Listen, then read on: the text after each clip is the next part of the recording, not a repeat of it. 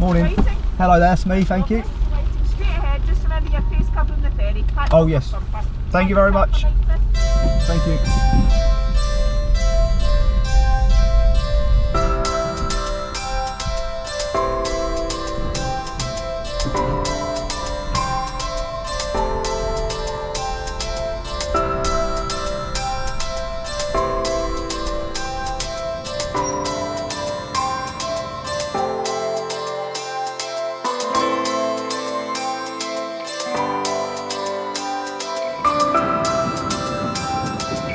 Greetings from the Firth of Clyde.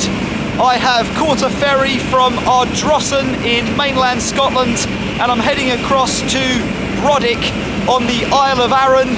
I am looking forward to the next few days. I'm going to be exploring as much of the island as I possibly can. It's about a 45-50 minute journey across the sea. Whilst I'm there, I'm going to be exploring its many coastal villages, its historic landmarks, its walking and hiking trails, its beautiful bays, and of course, the mountains. Welcome to my Isle of Arran road trip.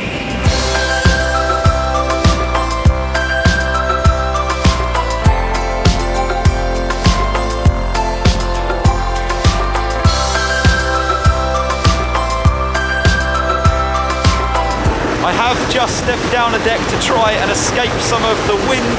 It is incredibly windy and incredibly cold this morning. It's about 9:30. The weather is pretty calm, the sea is very calm, that's always a plus. And the cost of getting across is around about £35 for a standard car and about £8 per adult. That is a return journey, so I would say a pretty good price for what you're getting. So my plan today is to arrive in Brodick in about 20 minutes time, and then I'm going to get the car off this ferry and drive the south loop around the south of the Isle of Arran. Hello Brodick! One of those mountains up there, or it might be that one over there actually, is Goatfell. Whichever one it is, I'm going to be hiking it later on in the trip. But right now, so I'm going to drive off, we'll do some exploring.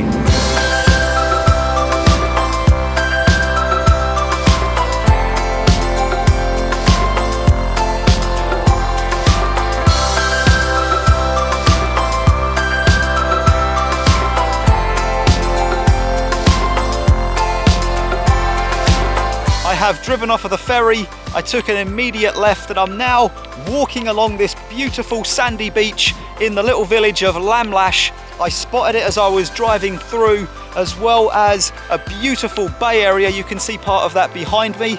There were some nice churches that were lit up in the sun, a row of beautiful waterfront houses that got my attention, so I thought I would stop and just take a quick look around this village. But while I'm here, I thought I would give you a sense of exactly what it is I'm hoping to achieve today.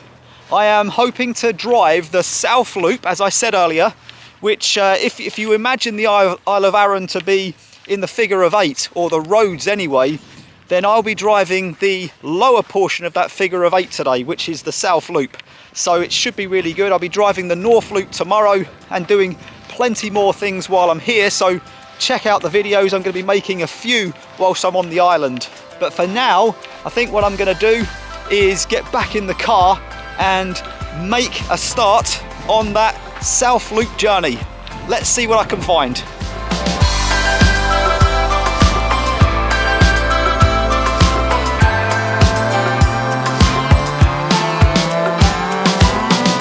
Well, I've had to stop again because this time I've arrived at the best named bay on the island. Welcome to Whiting Bay.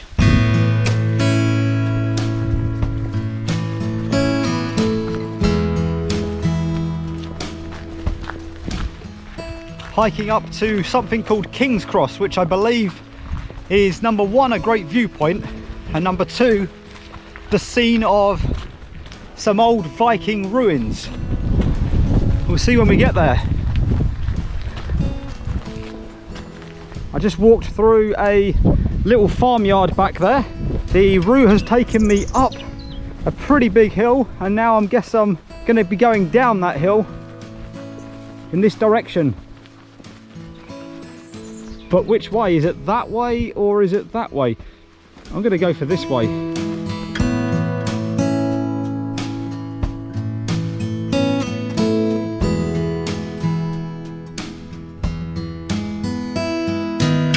Getting close now to the head of land I was looking for.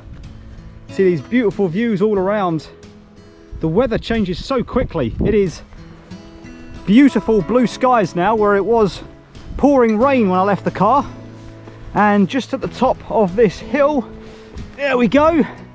I can see it. So there's a couple of things I want to show you and take a look at myself as I get closer.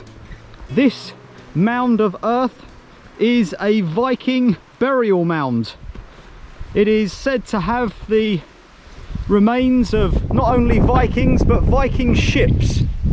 And then over there in the distance, that is separate island over there. That is Holly Island, measuring 3 kilometers by 1. You can get across there by ferry boat. They have a small ferry going this time of year during peak season 3 times a day. And I believe it is possible to stay over there, but the population is about 15 people. So there's not that much going on, but it is a great place for walking and hiking. And then behind me, you can see Lamlash. That's where I was a little while back.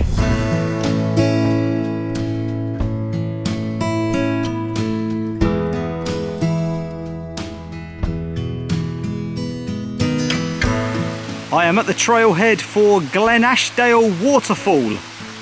It is apparently about a 2-hour hike. I started down here, that's where the car is parked. I'm currently here and I'm going to follow this trail all the way up by the river, and the waterfall is at the top here. And then on the way back you can either come back the way you went up, or you can follow this different path all the way back down and past the giant's grave. So we'll see what happens once I get to the top and how I feel, what the weather's like and all of that. It should be good. Gonna head in this direction. By the way, once I got to the top of the King's Cross, I was walking back down again. It was going to be about a half an hour walk down, and some guy was looking for directions. He stopped and asked me, and then he said, do you want a lift back down the hill? I was like, yeah, I'll take a lift back down the hill. So that's what I did. Got a lift with him. He said he was a vicar, actually. So that was pretty interesting.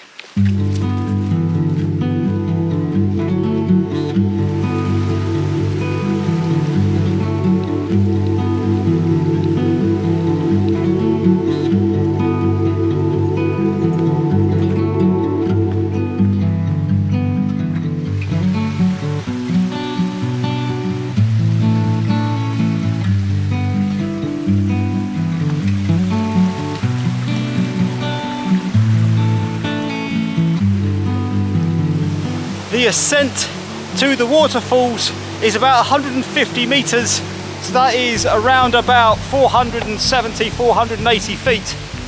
And I'm glad to report I'm actually here.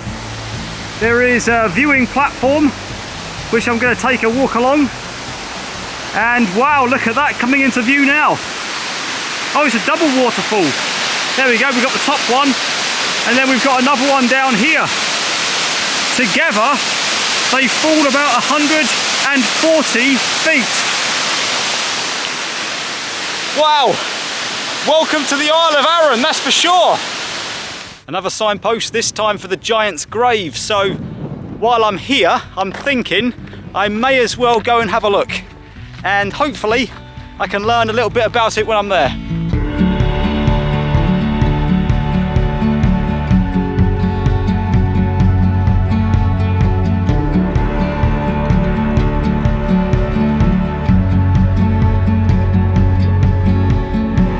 I'm about 20 minutes further on from the waterfall, and after following a gentle incline, I've come out at this opening in the woods, and it has presented me a great view of the giant's graves, which are now behind me. It is a Neolithic burial chamber, and during excavations in the last 100 years, flint knives, broken pottery, and bone fragments have been found at this site. Reminds me very much of the Gigantia temples on the island of Gozo in Malta. Check out my other video for that if you're interested in this kind of history. I'm going to take a bit of a look around. There are two sites, a north and south. Extremely interesting, no doubt about it. Always good to see a little bit of history when you visit these places, and that was about as historic as it gets, I would imagine. Right, I'm heading back down now, and hopefully I'm about half an hour from the car. Once I get there, I'm going to jump in and get on the road. We're going to keep this thing moving, let this road trip continue. Made it back to the start. I found this on my travels up there, so I'll leave it by the sign. Hopefully someone, if they're looking for it, will come and reclaim it. Right, let's get back in that car.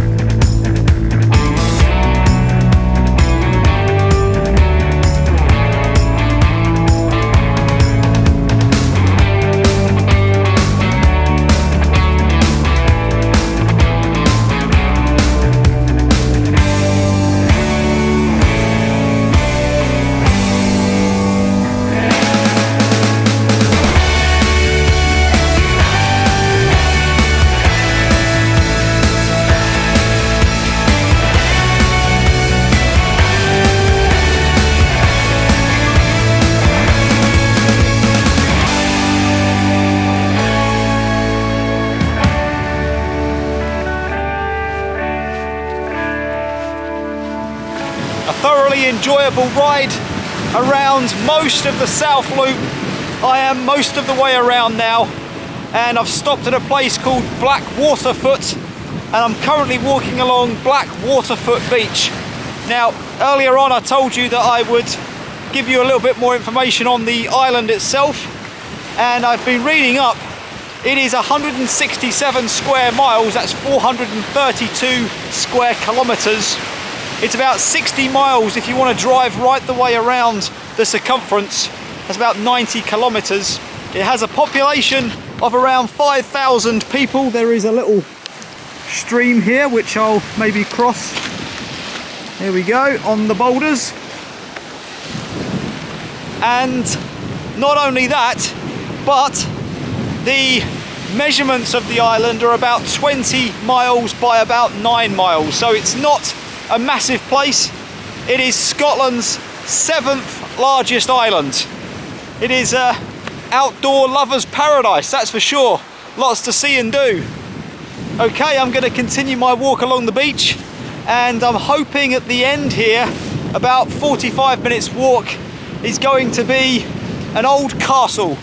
Well, the terrain has definitely become more rocky and difficult to pass. Lots of big boulders, but look at that view I'm getting out at the ocean. Absolutely stunning.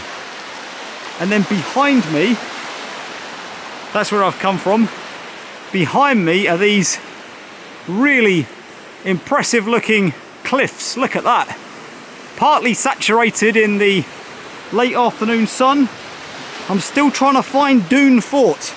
So I'm going to continue on, there we go, this way along this pathway and see if I can find it. Made it to the end of that rocky section, just me and my shadow.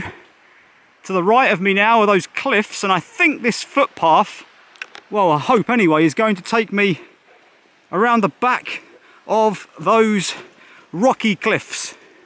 Maybe up there somewhere. Gate has been closed behind me. Seen the last of the sea maybe. Heading inland. Where the heck is Doune Castle? I cannot find it anywhere. I'm right the way around the back of the cliffs now. So if you look at those what look like hills there, that's actually the back of the cliffs. I've walked all the way around and I have not come to a castle. I've got a feeling it's probably hidden on the hillside somewhere. I suppose that's what they want from castles, of course, is they want them to be well hidden and difficult to find. But I find myself now in the middle of a golf course.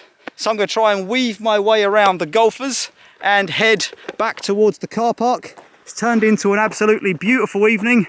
I got one more thing that I want to see. So, stick with me.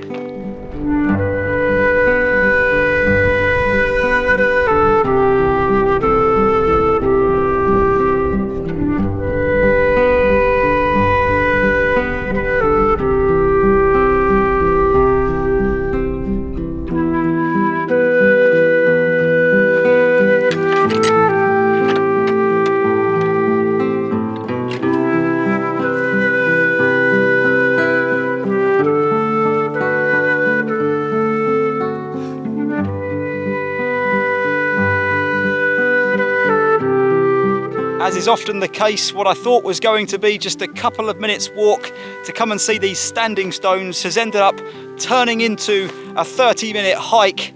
I am right in the middle of Machrie Moor, which is completely silent. There is nobody else about. There was 2 cars in the car park and I passed both of those parties on the way here. So I am completely isolated. And it is a really, really nice area. I've got to say, it's a shame that it's getting dark and I've got to rush back to the car now, but that's what I'm going to have to do nonetheless. Now, to the untrained eye, you're probably thinking they're just stones, they're nothing special. These stones were erected here, including some larger stones just over the back of me, a bit like Stonehenge. They were erected between 3,500 and 5,500 years ago. That is just incredible. So way back then, people were here for some reason, putting these stones into a specific order and making sure that they had a very prominent place right here on the top of a hill overlooking all this wonderful scenery. It has been an incredible day on the South Loop in the Isle of Arran. I am very glad to be here and I am looking forward to driving the North Loop tomorrow, so stay tuned for that one. It's going to be a great video and a great day, I'm sure.